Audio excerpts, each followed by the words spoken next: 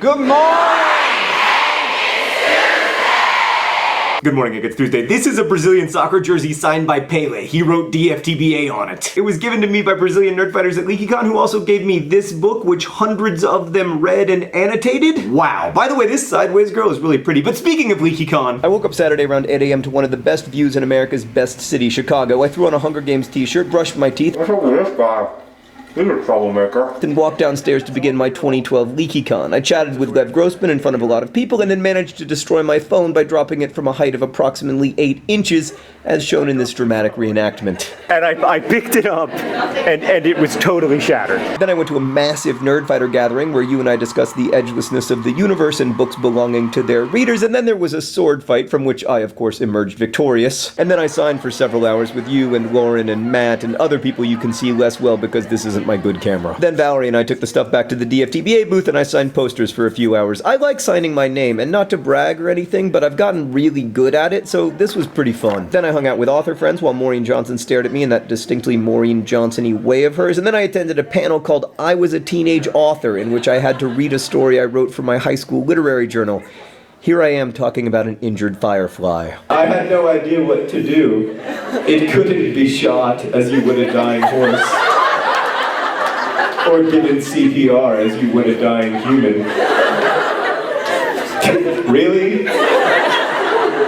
There's no, I couldn't imagine a humane way to kill a firefly. What will we do without a gun? After that, I was feeling good and embarrassed, plus I was a little bit overwhelmed with people, and I needed a new phone, so I decided to walk to the Apple store. But first, I walked across the street to Grant Park, the scene of my first Wizard Rock concert back on 8808.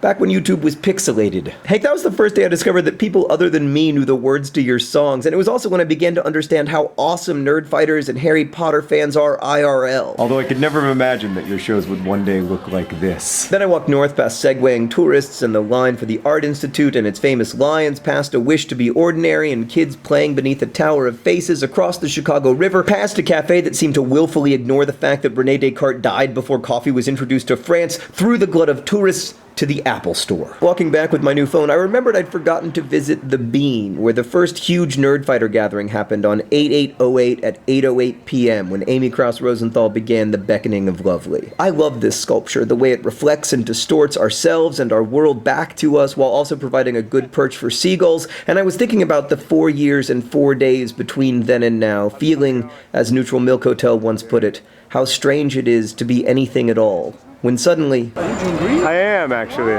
a Dutch nerdfighter and author named Buddy approached me. He was visiting the Bean because part of a book he liked, Will Grayson, takes place there, and then he stumbled upon the co-author of that book. He gave me a copy of his own book, we exchanged DFTBAs, and then went our separate ways. How improbable is that, Hank? How improbable are we? How strange and how lovely it is to be anything at all. Hank, I'll see you on Friday. Actually, wave. Wave at the Bean. That's awesome.